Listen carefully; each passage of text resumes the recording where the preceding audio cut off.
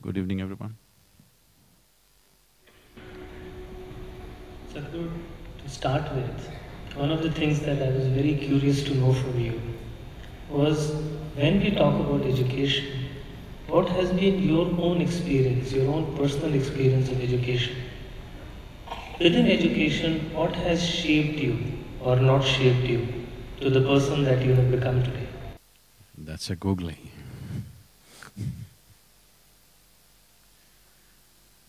Uh, there are no children, so I think I can share.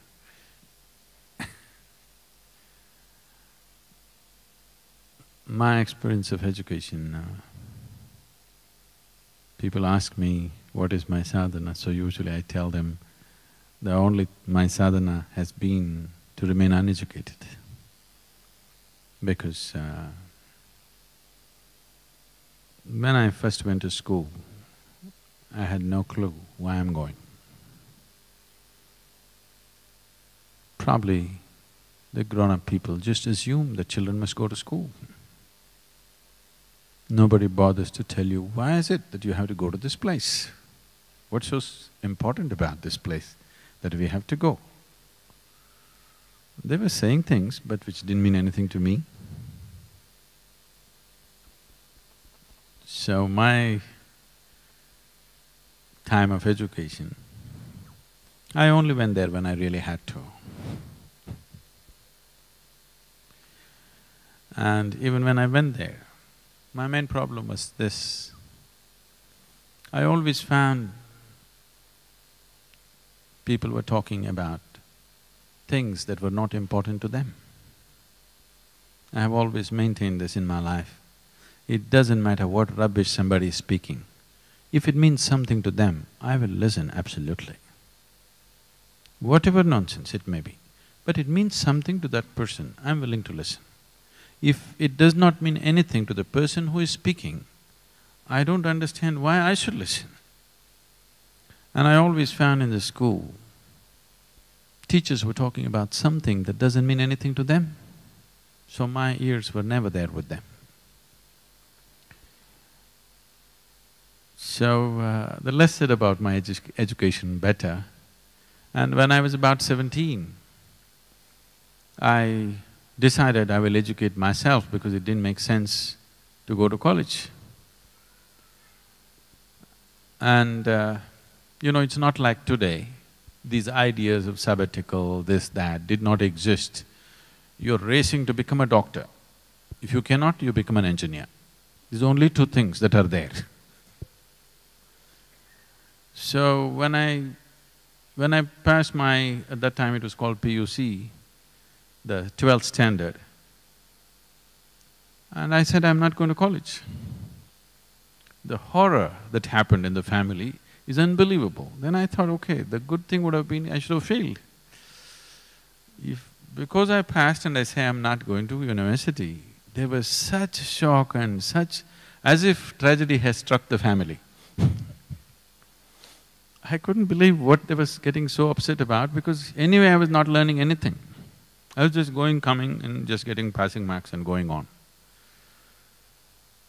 So this 1 year I spent in the university… Mysore University has a great library. I spent my time 1 whole year. Every day when the library opened at 9 o'clock in the morning, I was there. They closed at 8 in the evening, they had to push me out.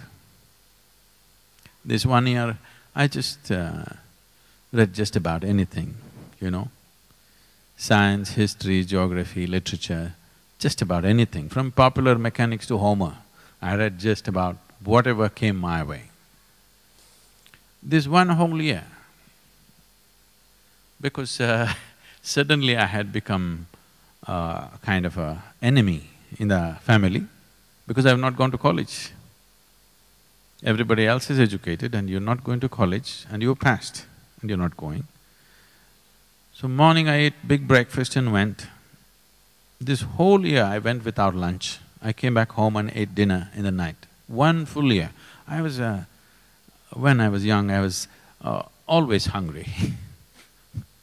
I was just all the time hungry.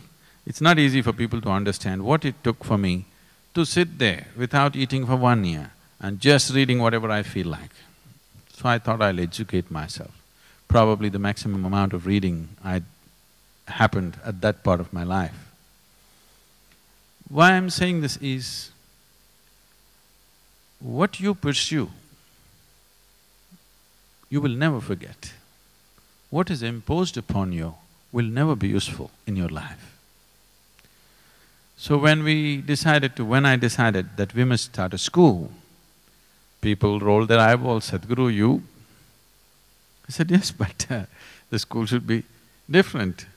And I spoke to them for a few days continuously, a few people who are involved with us, as to what a school should be. I remember very well, I was in my 6th standard. The President of India died. And we went to school and they declared a holiday. That's a good thing, you know. If it happened when you're at home, it's different. But you went to school and then you found out there's no school today, and 2 days, no school. So we sat outside and we were discussing, and we just thought, if the Prime Minister goes, what'll happen? The Chief Minister goes, what'll happen? We literally killed the whole cabinet. How many days will we get this year? So why is school such a horrible place to go to? Something is wrong in the way we're delivering it, because education, I mean, for what purpose we're educating people also we need to look at it, that's a much more profound thing. But essentially, at the delivery end, at the last part of education system, it's a very human thing. If that human thing is missing, I don't see why any child will sit there and listen to somebody who blabbers something which doesn't mean anything to them. Because parents are psyching them, unless you go to school, you won't make a living, this will happen to you, that will happen to you, if you go to school, I'll send you to America, all this kind of rubbish, not to really educate themselves. So when we started the school, when I spoke to them about how school should be, then our teachers asked Sadhguru, this is a tall vision, how do we know that we are even fulfilling it? I said, see, this is a residential school. I said, 4 months they stay with us. At the end of 4 months, when they're going home for their vacation, if children are crying to go home, that means you're doing well. If they're crying to come back to school, that means we're not doing well. You won't believe, today you will see this in Isha Home School, when they're leaving, they're crying.